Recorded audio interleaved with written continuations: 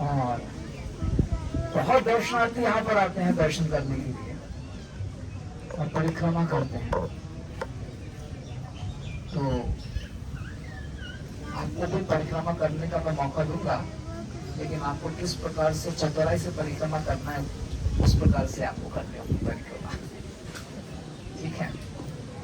तो कथा थोड़ी देर में वो वर्णन में बाद में करता हूँ। तिरुपति में कैसे बालाजी प्रकट हुए वो भी हमको जानना चाहेंगे।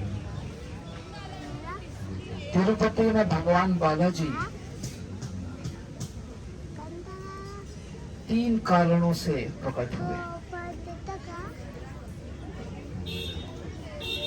एक कारण का वर्णन तो मैंने विस्तार से कोल्हापुर यात्रा में सुनाया था।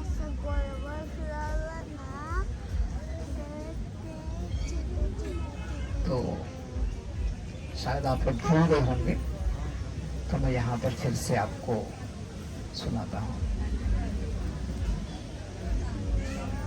एक समय नारद मुनि कीर्तन करते करते ब्रह्मलोक पहुंचे, और जब ब्रह्मलोक पहुंचे नारद मुनि तो बहुत खुश थे, लेकिन ब्रह्मा जी बहुत चिंतित थे। ब्रह्मा जी जो सारे देवताओं के अधिपति हैं,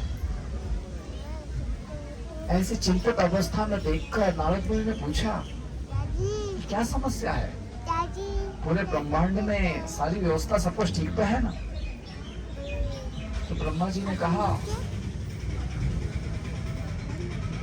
कि मेरी अध्यक्षता में जितना कुछ संभव है सब कुछ ठीक चल रहा है, लेकिन ये कलयुग का युग ही ऐसा है कि सब कुछ बिगड़ा हुआ ही रहता है।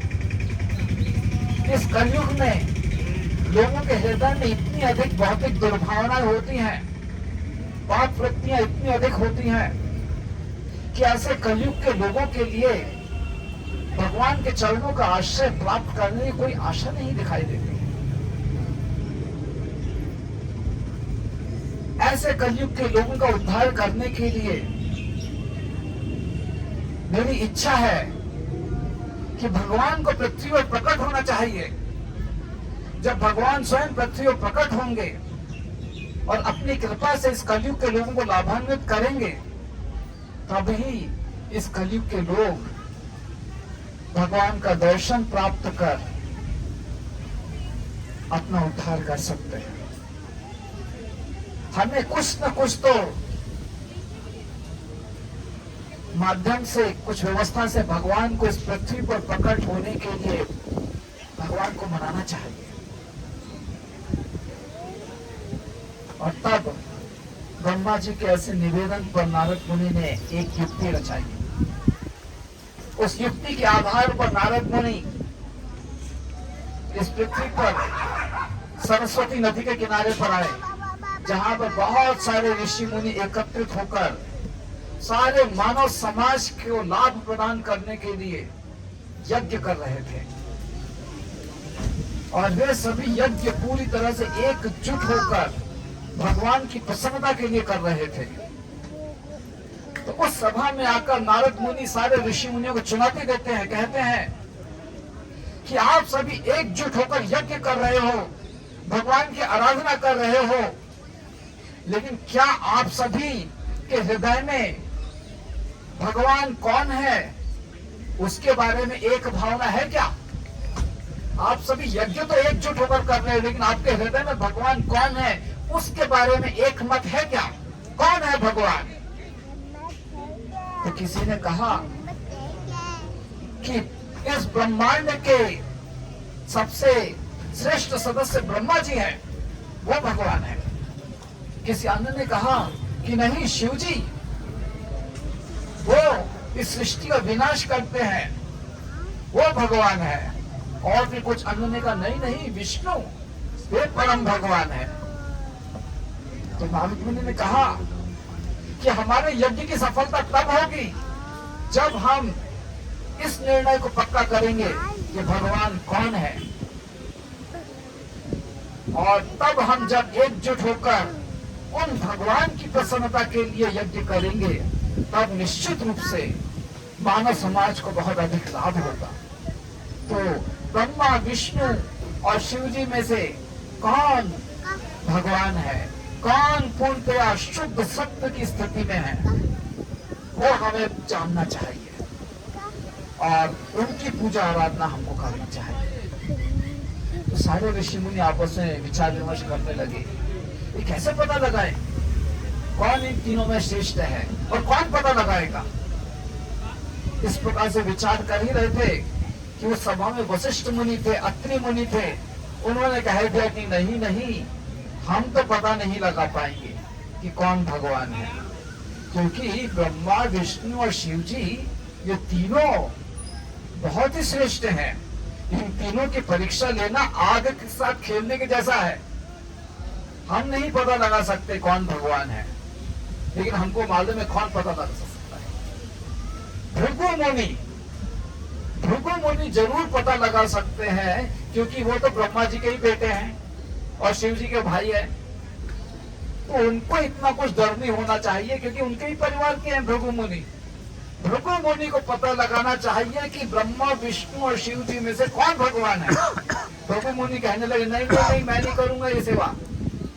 तो सारे ऋषि मुनियों ने मिलजुल कर भृगु मुनि को मनाया और कहा कि देखो, हमारे यज्ञ की सफलता के लिए बहुत अधिक आवश्यक है, सारे मानव समाज को लाभ प्रदान करने के लिए बहुत आवश्यक है। अन्यथा कलयुग के लोग इतने अधिक पतित हैं कि वो स्वयं तो भगवान की प्रसन्नता के लिए कुछ करने वाले नहीं है और उसके ऊपर बहुत अधिक पाप कृत्य करते हैं। तो हम सबको ये बहुत ही आवश्यक है पता लगाना कि इन तीनों में भगवान कौन है, और जब हम उनकी प्रसन्नता के लिए यज्ञ करेंगे तो सारे कलयुग के लोगों को लाभ प्राप्त होगा। तब भृगु मुनि मान गए। सारे ऋषि मुनियों की विचार भावना को ध्यान में रखते हुए भृगु मुनि मान गए और उन्होंने निश्चय किया कि ये पता लगाएंगे कि भगवान कौन है। तो भृगु मुनि सबसे पहले ब्रह्मलोक जाते हैं अपने पिता के पास। ब्रह्मा जी अपने आते हुए पुत्र को देखकर बहुत ही प्रसन्न होते हैं। ब्रह्मा जी भृगु मुनि का स्वागत करने के लिए खड़े हो जाते हैं, लेकिन भृगु मुनि उनकी ओर देखते भी नहीं है, उनको प्रणाम भी नहीं करते हैं और चुपचाप दूसरी दिशा से चले जाते हैं। ब्रह्मा जी को अच्छा नहीं लगा कि मेरा पुत्र इस प्रकार से शिष्टाचार की नीति को त्याग करके दुर्व्यवहार कर रहा है।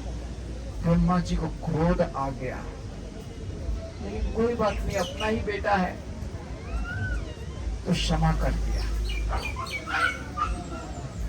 लेकिन ब्रह्मा जी को क्रोध तो आ गया और भृगु ने पहचान लिया कि मेरे पिता क्रोधित हो गए, अर्थात शुद्ध सत्य की स्थिति में मेरे पिता नहीं है, वे भगवान नहीं हो सकते, क्योंकि गुणों का प्रभाव उनके ऊपर आ गया है। तो अब भृगु मुनि उन्होंने निश्चय किया कि अब वे शिव जी के निवास स्थान पर जाएंगे, कैलाश पर्वत की ओर जाएंगे। तो भृगु मुनि कैलाश पर्वत की ओर जा रहे थे। शिव जी पार्वती के साथ बैठे हुए थे और जब शिव जी ने अपने आते हुए भाई भृगु मुनि को देखा, बहुत प्रसन्न हो गए शिव जी। शिव जी तुरंत अपने आसन से खड़े होकर भृगु मुनि का आलिंगन करने के लिए जाने लगे और भृगु मुनि ने आते हुए शिव जी को देखकर अपना मुख मोड़ दिया और कहने लगे कि मेरा स्पर्श भी नहीं करना। पूरा आपका शरीर श्मशान की भस्म से ढका हुआ है, आपके शरीर में इतने सारे सर्प बिच्छू घूमते रहते हैं, अरे आपके शरीर का स्पर्श करके मैं तो अपवित्र हो जाऊंगा, मेरे को स्पर्श भी नहीं करना आप। इस प्रकार से भृगु मुनि ने जब कुछ कड़वे शब्द कहकर शिव जी की निंदा की तो शिव जी की आंख तो बिल्कुल लाल हो गई। तुरंत त्रिशूल पकड़ लिया। किसी प्रकार से पार्वती देवी ने शिव जी के चरणों को थाम करके संभाला। शिव जी को बहुत क्रोध आ गया कि इस प्रकार से कड़वे वचन कहता है भृगु मुनि। तो भृगु मुनि ने भी पहचान लिया कि शिव जी को भी क्रोध आ गया है। अर्थात शिव जी भी भगवान नहीं हो सकते, गुणों का प्रभाव तो उन पर भी पड़ गया। तब ब्रह्मा जी, तब भृगु मुनि ने सोचा कि ब्रह्मा जी भगवान नहीं है, शिव जी भगवान नहीं है, तो फिर विष्णु ही होने चाहिए भगवान। लेकिन फिर भी उनकी भी परीक्षा ले ली जाए। तो भृगु मुनि ने ब्रह्मा जी की परीक्षा की, उनको दुर्लक्ष्य करके। जो भी अपराध किया भृगु मुनि ने ब्रह्मा जी के प्रति, वैसे अपराध तो था ही, मानसिक अपराध था। जब शिव जी के स्थान पर गए तो भृगु मुनि ने थोड़ी परीक्षा और भारी कर दी, कुछ कड़वे शब्द भी कह दिए, तो शाब्दिक अपराध हो गया। अब भृगु मुनि ने सोचा कि भगवान नारायण से मिलने जा रहे हैं, तो परीक्षा और थोड़ी कठिन कर देनी चाहिए। तो भृगु मुनि भगवान नारायण से मिलने के लिए श्वेत द्वीप गए। हमें जानना चाहिए कि भगवान अवश्य गोलोक धाम में रहते हैं, भगवान अवश्य वैकुंठ धाम में रहते हैं, और गोलोक धाम और वैकुंठ धाम दोनों ब्रह्मांड से परे है। और वही भगवान इस ब्रह्मांड के अंदर, जो ब्रह्मांड भौतिक जगत है, उस ब्रह्मांड के अंदर भी प्रकट करते हैं। जैसे हमने बालाजी का दर्शन किया, भगवान अभिन्न, गोलोक धाम में वैकुंठ में जो भगवान है उससे अभिन्न है,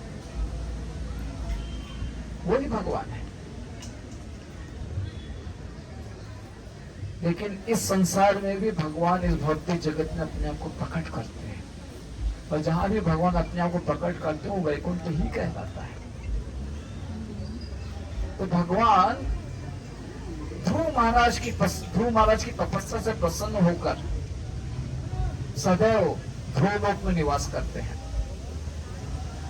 जैसे यहाँ पर विग्रह के रूप में निवास करते हैं भगवान, जैसे वैकुंठ लोक में भगवान नारायण के रूप में निवास करते हैं, ठीक उसी प्रकार से ध्रुव महाराज की सेवा पूजा को स्वीकार करने के लिए भगवान नारायण के रूप में ध्रुव लोक में निवास करते हैं। और ठीक वहीं पर भी उसी के पास एक क्षीर सागर है, अर्थात दूध का सागर। उस दूध के सागर में एक द्वीप है जिसे श्वेत द्वीप बोला जाता है। उस श्वेत द्वीप में भी भगवान नारायण के रूप में निवास करते हैं, और लक्ष्मी देवी उनके चरणों में है। वहां क्यों निवास करते हैं भगवान? ये सारे देवी देवता, उनको भी कभी कभी भगवान के पास जाना पड़ता है ना, समस्या आती है तो वो कहाँ जाएंगे? देवी देवता तो इसी ब्रह्मांड के अंदर रहते हैं। वो तो वैकुंठ जाने के लिए योग्य नहीं है ना, और गोलोक तो की बात ही छोड़ दीजिए, उनको भी भगवान से संपर्क लेना है। कभी समस्या हो गई कुछ तो कहाँ जाएंगे? ध्रुव लोग भी नहीं जा सकते वो लोग, वो तो महाराज ध्रुव का स्थान है। तो ये देवताओं को सुविधा प्रदान करने के लिए भगवान नारायण श्वेत द्वीप में रहते हैं, और क्षीर सागर के किनारे तक आकर ब्रह्मा जी सारे देवी देवताओं को लेकर प्रार्थना करते हैं। तो भृगु मुनि वो नारायण के पास गए श्वेत द्वीप में, और श्वेत द्वीप में भगवान नारायण अनंत शेष पर, जिस पर फूल बिछे हुए थे, उस शैया पर लेटे हुए थे। लक्ष्मी देवी उनके चरणों की सेवा कर रही थी, और भृगु मुनि सीधे भगवान के निकट पहुंचे और भगवान के वक्षस्थल पर जोर से अपने पैरों से आघात किया। लक्ष्मी देवी देखकर अवाक रह गई, लेकिन भगवान विष्णु के चेहरे पर किसी भी प्रकार की विकृत प्रतिक्रिया नहीं थी। भगवान विष्णु प्रसन्न होकर भृगु मुनि का स्वागत करते हैं। वे खड़े हो जाते हैं और भृगु मुनि को अपने आसन पर बैठने के लिए निवेदन करते हैं, और कहते हैं कि मेरा कितना सौभाग्य है कि आप जैसे ऋषि मेरे निवास स्थान पर पहुंचे हैं। आपने केवल मेरे निवास स्थान को ही पवित्र नहीं किया है, बल्कि आपके चरणों का मेरे वक्ष स्थल पर स्पर्श कर आपने मेरे शरीर को भी पवित्र किया है। मैं कितना आज सौभाग्यशाली हूं। लेकिन मुझे इस बात का दुख है कि आपके चरण वे तो कमल के समान कोमल है और मेरा वक्षस्थल वो एक वज्र की तरह बहुत ही कठोर है। निश्चित रूप से आपके चरणों को आज बहुत अधिक पीड़ा हुई होगी और तुरंत भगवान नारायण झुककर भृगु मुनि के चरणों को पखाड़ने लगे, उनकी सेवा करने लगे। जब भृगु मुनि ने भगवान नारायण की ऐसी प्रतिक्रिया देखी तो भृगु मुनि का हृदय गदगद हो गया। भगवान विष्णु भृगु मुनि के चरणों की सेवा कर रहे थे और अनेक शब्दों से भृगु मुनि का गुणगान कर रहे थे। भृगु मुनि विचार करने लगे, कितनी अधिक सहनशीलता भगवान नारायण अपने जीवन चरित्र में दर्शा रहे हैं। मैंने केवल ब्रह्मा जी को दुर्लक्ष किया तो वे क्रोधित हो गए। मैंने शिव जी को केवल कड़वे वचन कहे तो वे बहुत अधिक क्रोधित हो गए। यहाँ तो मैंने भगवान विष्णु के शरीर पर अपने चरणों से आघात किया तो भी भगवान विष्णु इतनी प्रसन्नता से मेरा स्वागत कर रहे हैं, मेरी सेवा कर रहे हैं। कितनी अधिक सहनशीलता उन पे है और किस प्रकार से भगवान विष्णु पर सत्वगुण, रजोगुण, तमोगुण का कोई प्रभाव नहीं पड़ता है। भगवान नारायण तो शुद्ध सत्व की स्थिति में है। और इस प्रकार से विचार करके भृगु मुनि का हृदय गदगद हो गया, उनका गला अवरुद्ध हो गया, उनकी आंखों से निरंतर आंसू बहने लगे भगवान विष्णु के ऐसे सुंदर चरित्र को देखकर, भगवान विष्णु की इतनी सुंदर महिमा को देखकर। और अब भृगु मुनि बिल्कुल स्पष्ट रूप से जान चुके थे कि ब्रह्मा, विष्णु और शिव जी में से कौन भगवान है। स्वयं विष्णु भगवान है। अब एक और रहस्यमय बात इसके बारे में हमें जान लेनी चाहिए। जब इस प्रकार से नारद मुनि ने ऋषि मुनियों को चुनौती दी थी कि ब्रह्मा, विष्णु और शिव जी में से कौन महान है, कौन भगवान है, तो ब्रह्मा जी और शिव जी को भी इसके बारे में ज्ञात था कि भृगु मुनि को ऐसी परीक्षा लेने के लिए भेजा गया है। तो ये जान करके भी भृगु मुनि और शिव जी ने अपना क्रोध दर्शाया, क्योंकि वे दोनों जानते हैं, ब्रह्मा जी और शिव जी दोनों जानते हैं कि हम लोग भगवान नहीं हैं। भगवान कौन है? नारायण है, विष्णु है। तो ये जान करके कि विष्णु ही भगवान है, इसका स्पष्टीकरण हो जाना चाहिए। तो ब्रह्मा जी ने और शिव जी ने क्रोध दर्शाया और भगवान विष्णु उन्होंने बहुत ही प्रसन्नता से भृगु मुनि का स्वागत कर सिद्ध कर दिया कि भगवान विष्णु ही भगवान है और कोई नहीं। तो ये जो संशय होता है लोगों को, इस संशय को बहुत ही स्पष्ट रूप से सुखदेव गोस्वामी ने श्रीमद् भागवतम में सिद्ध किया है। एते चांस कला पुंसा कृष्णस्तु भगवान स्वयं, कि सारे जो भी भगवान के अवतार हैं, विस्तार हैं, उन सब में कृष्ण ही पूर्ण पुरुषोत्तम भगवान है। उनकी पूजा आराधना करनी चाहिए। और उनकी पूजा आराधना हम कैसे कर सकते हैं इस कलयुग में? हरे कृष्णा कृष्णा कृष्णा हरे हरे, हरे राम राम राम हरे हरे। तो इस प्रकार से इस प्रसंग के द्वारा स्पष्ट हुआ कि भगवान विष्णु ही वाहन है और सारे जो भगवान के अवतार विस्तार होते हैं उसमें श्री कृष्ण ही पूर्ण पुरुषोत्तम भगवान है। तो ये सहनशीलता की परीक्षा, सहनशीलता के आधार पर भृगु मुनि ने जांच लिया कि ब्रह्मा जी, शिव जी और विष्णु में कौन भगवान है। उसी प्रकार से एक समय सारे देवी देवता जांच रहे थे कि भगवान की क्या महिमा होती है। सारे देवी देवता जानना चाहते थे कि भगवान की क्या महिमा होती है। तो बहुत विचार विमर्श चल रहा था भगवान की महिमा के बारे में। तो कहा जा रहा था कि भगवान इतने महान हैं कि इस पृथ्वी पर जितने सारे कण हैं उन सब कणों को गिनना भी संभव नहीं है। लेकिन यदि उन सारे कणों को गिन भी लिया जाए उससे भी अधिक भगवान की महिमा है। ऐसे अनेकानेक प्रकार से सारे देवी देवता भगवान की महिमा का वर्णन कर रहे थे।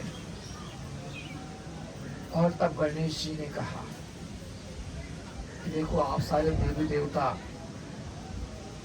इतने सारे वाहन रखते हो और आप सभी अपने वाहनों से बहुत दूर दूर की परिक्रमा करते हो। तो यदि आप सबको इस ब्रह्मांड की परिक्रमा करने के लिए कहा जाए तो शायद इतना आसान नहीं है। लेकिन फिर भी आप सब यदि अपने अपने वाहनों से इस ब्रह्मांड की पूरी परिक्रमा कर लो तो वो जो परिक्रमा करने में जितना कष्ट होगा आपको, वो परिक्रमा केवल भगवान के नाम की ही परिक्रमा करने से हो जाती है।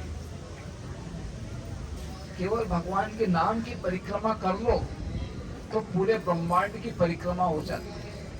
तो जब भगवान का नाम इतना अधिक शक्तिशाली है तो भगवान की शक्ति के बारे में बात ही मत कीजिए।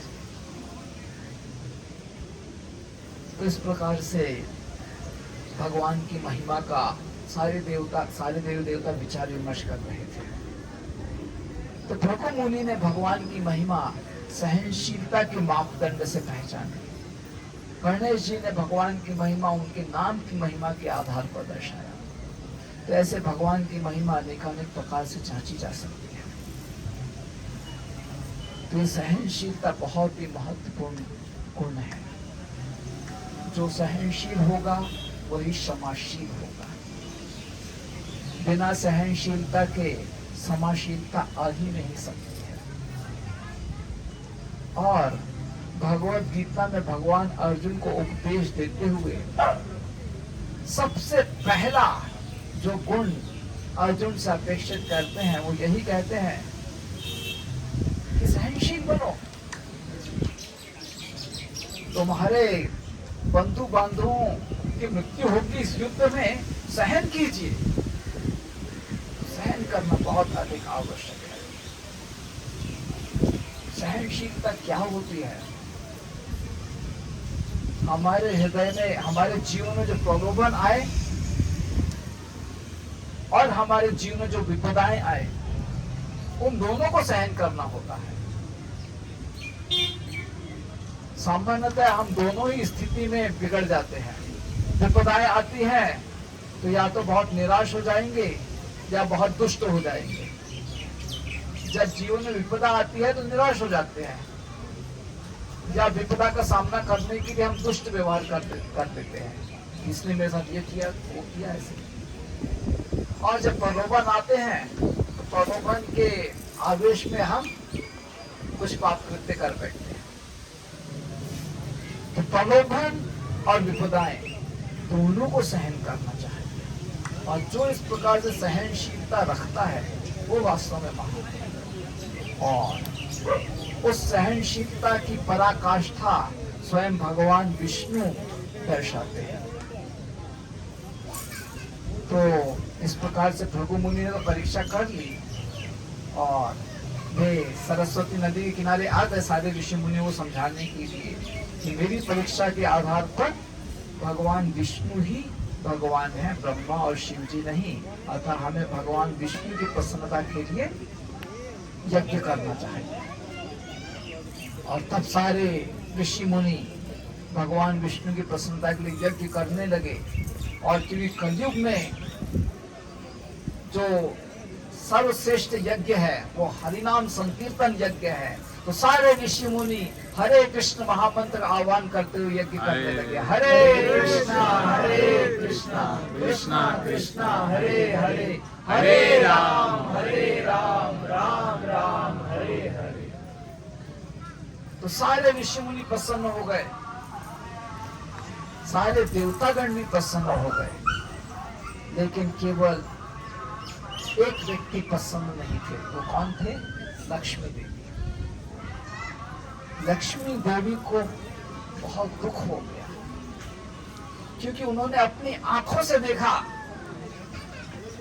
कि उनके समक्ष भृगु मुनि आए और सीधे अपने पैरों से भगवान नारायण पर आघात किया।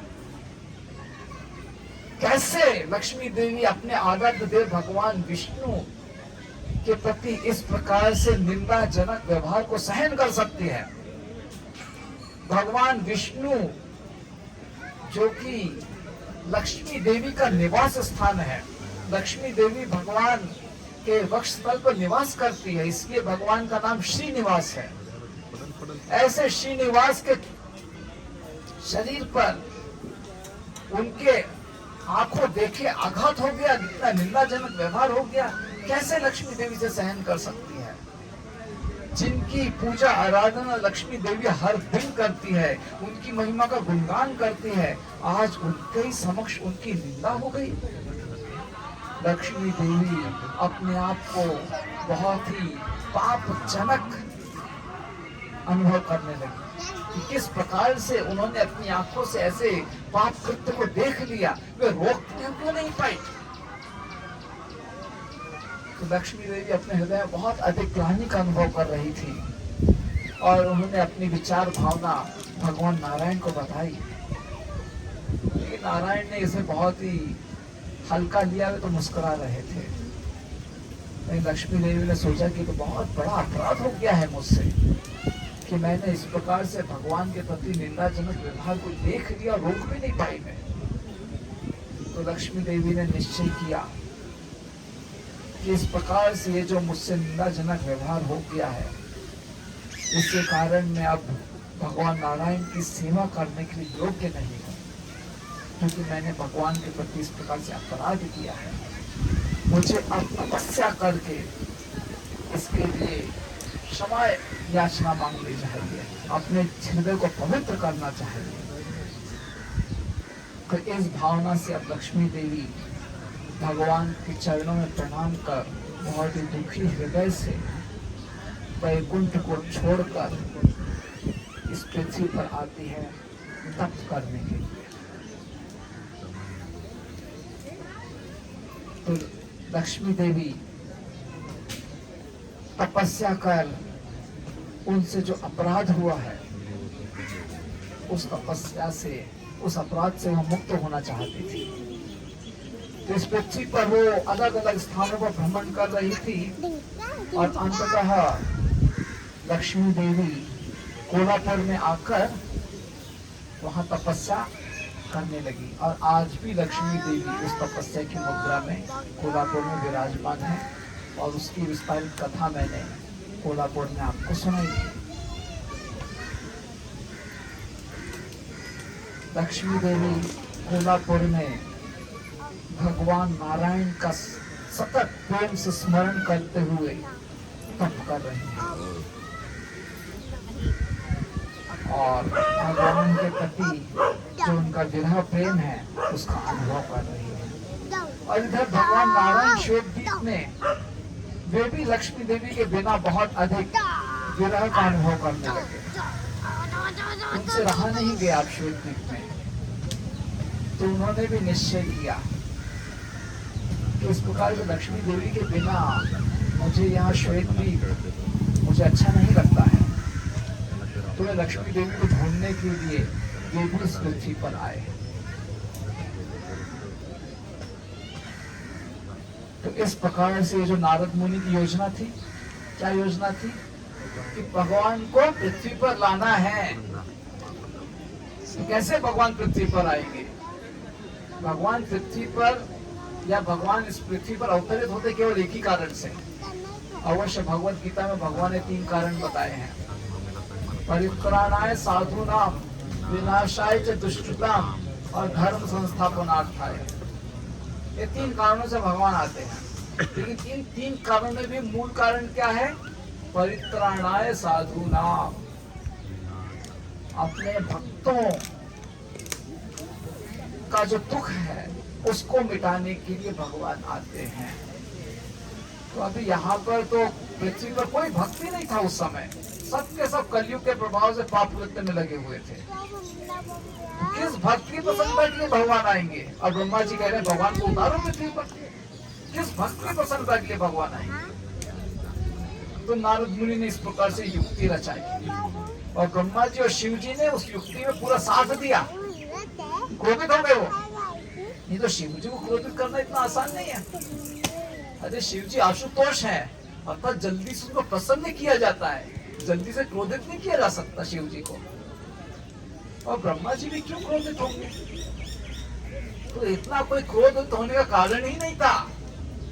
फिर भी ब्रह्मा जी और शिव जी क्रोधित क्यों हुए? ताकि स्पष्ट हो जाए कि भगवान नारायण यही भगवान है और कोई नहीं। तो इस प्रकार से सभी ने इस युक्ति में साथ दिया जिससे भगवान नारायण को पृथ्वी पर उतारा जा सके। तो ऐसे भगवान नारायण पृथ्वी पर उतरे हैं। और जब वे भगवान नारायण पृथ्वी पर उतरे तो ढूंढ रहे थे सब तरफ, किधर है लक्ष्मी देवी। जैसे लक्ष्मी देवी ढूंढ रही थी सब तरफ कि कहाँ मैं अपने पाप के लिए जो अपराध हुआ है मुझसे उसके लिए क्षमा याचना करने तब करूं। तो कोल्हापुर में बस गई। अभी भगवान भी ढूंढ रहे कहाँ है लक्ष्मी देवी। तो ढूंढते ढूंढते अनेकानेक जंगलों में, गुफाओं में, वनों में, पर्वतों में, ढूंढते ढूंढते ग्रामों में, ऐसे ढूंढते ढूंढते अंततः भगवान नारायण शेषाचलम पहुंचे, जिसको तिरुपति भी कहा जाता है। और वहां पर वे श्रीनिवास के रूप में विराजमान है या बालाजी के रूप में विराजमान है। ये एक कारण मैंने बताया क्यों भगवान इस पृथ्वी पर आए। अभी अन्य दो कारण भी मैं बता देता हूं। दूसरा कारण यह है कि 5000 वर्ष पहले जब भगवान प्रकट हुए थे माता यशोदा और नंद महाराज के पुत्र के रूप में, तो 11.5 वर्ष तो वे वृंदावन में रहे और उसके पश्चात अक्रूर जी आ गए और भगवान को, कृष्ण और बलराम को मथुरा लेकर चले गए। और कृष्ण ने वचन दिया था कि मैं आ रहा हूं, जल्दी ही आ रहा हूं। तो जरूर वचन तो दिया कृष्ण ने, लेकिन वो मथुरा गए और फिर मथुरा से द्वारका चले गए और ऐसे 125 वर्ष बीत गए, भगवान आए नहीं। और इतने में भगवान बहुत बड़े भी हो गए, उनका विवाह भी संपन्न हो गया, उनके पुत्र भी हो गए, पुत्र का भी विवाह हो गया और उनके भी पुत्र हो गए। और बाद में फिर भगवान आते हैं। अवश्य सारे ब्रजवासी बहुत ही प्रसन्न होते हैं, माता यशोदा भी बहुत खुश होती है। लेकिन मन में एक बात हमेशा थी कि मैंने अपने बच्चे को जन्म दिया, पाल पोस कर बड़ा किया, लेकिन अपने बच्चे का विवाह नहीं रचा पाई। कि सारा विवाह कार्यक्रम तो उधर द्वारका में हुआ, वो वसुदेव और देवकी ने किया। यहाँ तो नंद महाराज, यशोदा माँ, वो तो विवाह कार्यक्रम में सम्मिलित भी नहीं हो पाए, क्योंकि वृंदावन छोड़ के जाते ही नहीं थे। और भगवान श्री कृष्ण ने कभी आमंत्रित भी नहीं किया द्वारिका में कि आ जाओ मेरा विवाह कार्यक्रम है। बस अनुमति लेते थे कि ऐसी ऐसी अवस्था है तो मैं विवाह कर रहा हूं, तो आपकी अनुमति चाहिए। सिर्फ अनुमति लेते थे पत्र व्यवहार से, कभी आमंत्रित नहीं करते थे। क्यों आमंत्रित नहीं करते थे? क्योंकि अगर आमंत्रित करेंगे तो पहले ही बहुत सारे असुर हैं, और वो जरासंध, वो तो मथुरा में कितनी बार आक्रमण कर चुका है ना, मथुरा में इतनी बार आक्रमण कर चुका है, और उसको मालूम पड़ जाएगा कि अरे कृष्ण का संबंध इधर नंद और यशोदा से है, तो फिर तो कुछ तो तमाशा करेगा। तो इसीलिए कृष्ण ने कहा कि नहीं नहीं, आप लोग वृंदावन में रहिए, आप इधर आओ भी मत, इधर मुझे बहुत सारे असुरों का सामना करना है। तो ये सारे जो ब्रजवासी हैं, नंद महाराज, यशोदा भी कभी जाते नहीं थे, मथुरा भी नहीं जाते थे, और द्वारका भी नहीं जा पाए, तो किसी भी विवाह कार्यक्रम में शामिल नहीं हो पाए। तो माता यशोदा को हमेशा दुख था कि अपने बेटे का एक भी और विवाह नहीं कर पाई, और श्री कृष्ण को मालूम था कि मेरी माँ को यह दुख है। तो अपने माता की इस इच्छा की पूर्ति के लिए कि उनकी माँ उनके पुत्र का विवाह रचा पाए, अपनी माँ को अपने पुत्र का विवाह रचाने का एक सुंदर मौका प्रदान करने के लिए भगवान फिर से इस पृथ्वी पर उतरे श्रीनिवास के रूप में। और उनको श्रीनिवास बालाजी बोला जाता है। बालाजी अर्थात बालक, बालाजी अर्थात बालक, और वे यशोदा माँ के बालक के रूप में अवतरित हुए हैं कि यशोदा माँ अपने बालक का विवाह रचा सके, इसीलिए उनको बालाजी बोला जाता है। क्योंकि ये बड़े हैं इसीलिए जी शब्द आया हुआ है, लेकिन यशोदा माँ के बालक के रूप में इसलिए बालाजी। ठीक है, तो श्रीनिवास नाम क्यों आया मैंने बता दिया, बालाजी नाम क्यों पड़ा। अब एक तीसरी कथा जिसको भी मैं संक्षिप्त में ही बता रहा हूँ, क्योंकि इसके आगे और भी कुछ आपको गतिविधि करनी है।